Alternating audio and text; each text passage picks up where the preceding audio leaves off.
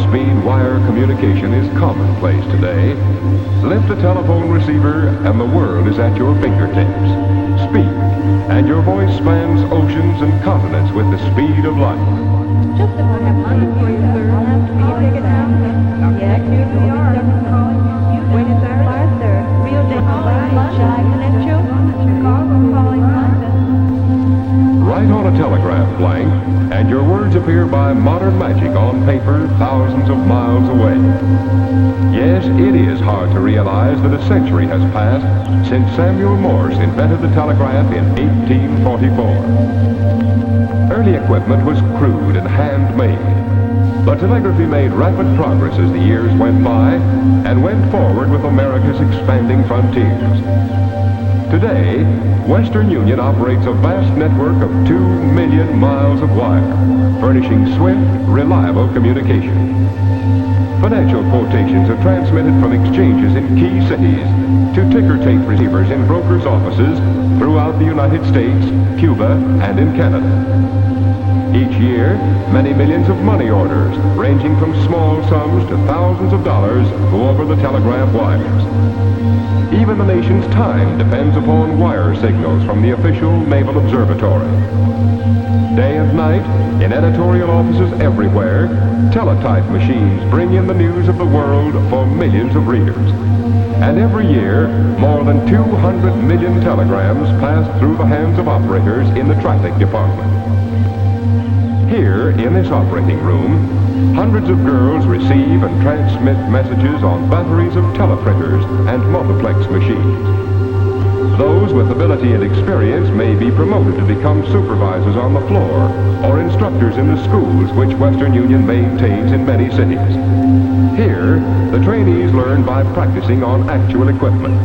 Generally, a high school education is desirable. The teleprinter keyboard is similar to a typewriter. As the keys are punched, the distant receiver records each letter on a moving paper tape.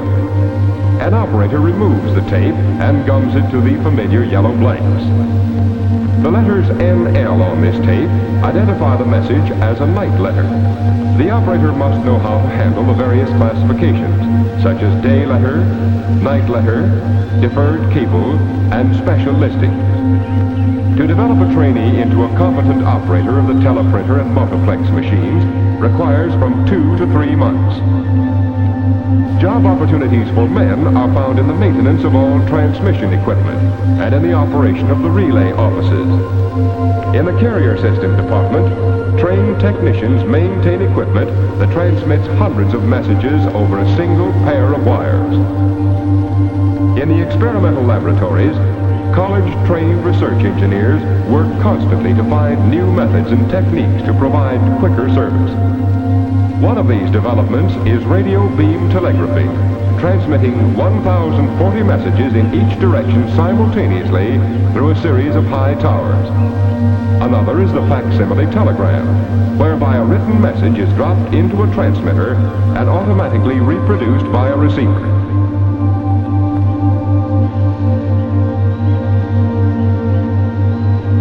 Men also are needed at the switchboards which control circuits between offices and in supervision of departments, as well as general executive positions.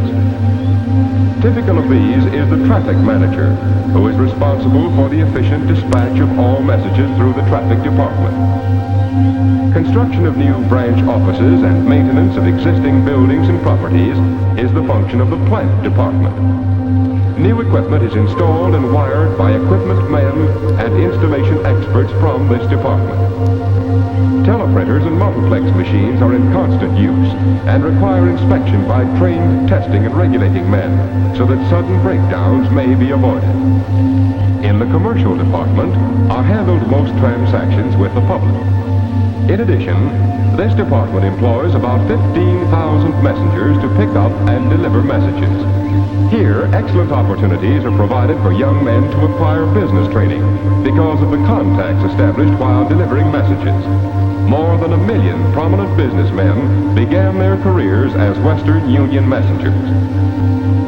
The scope of the modern telegraph and cable is worldwide. In America alone, 30,000 branch offices and agencies offer many opportunities for managers, operators, repairmen, and other trained personnel to render efficient service to the public. It's a far cry from present-day telegraph facilities, the early beginnings of the 19th century. Similarly, it's a far cry from the first telephone developed by Alexander Bell in 1875. In the early days, switchboards were operated by men, and service was crude. Today, modern facilities handle more than 100 million calls every 24 hours. These calls flow at the rate of 1,000 per second through a telephone network using enough wire to string a line to the sun more than 90 million miles away. This tremendous system provides job opportunities for 500,000 employees with a wide range of interests and capacities, from outdoor work with field crews to intricate research work in the experimental laboratory. To study these job opportunities, let's imagine that the town of Homeville is to receive a new and larger telephone exchange. First, the engineering department prepares the plans for the buildings and transmission systems and arranges for plant construction. Much of this technical work requires specialized training. Then, skilled craftsmen build lines, install equipment, and maintain it in operating order. After construction is completed, a large number of operators are brought in to staff the switchboard under the guidance of supervisors. These operators have been trained to provide courteous and speedy service. To be an operator, an applicant must have a clear voice, normal hearing, and eyesight. A high school education is an advantage. About 225,000 operators, the most important factor in efficient exchange service, are employed by all companies.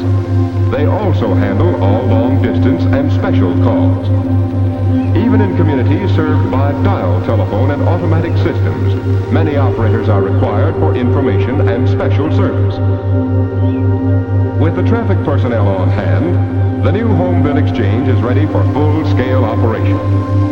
A clerical force is organized for computing charges for service, preparing and mailing bills, and collecting the money, as well as all other office work. Costs and income are analyzed, and statistics prepared for administrative purposes. Now, the new Homeville Exchange is a unit of the worldwide telephone network. To supply this far-flung network with the latest improvements, research engineers in laboratories constantly experiment to discover new techniques, new materials, and quicker methods of production. The dial telephone and automatic switchboard are among the better-known accomplishments of these skilled engineers. These are men who must possess the creative mind and an everlastingly curious approach. In addition, they are highly trained in scientific and technical fields. While a college education is helpful, a young man or woman can start in the telephone or telegraph industries after graduation from high school and work his or her way up.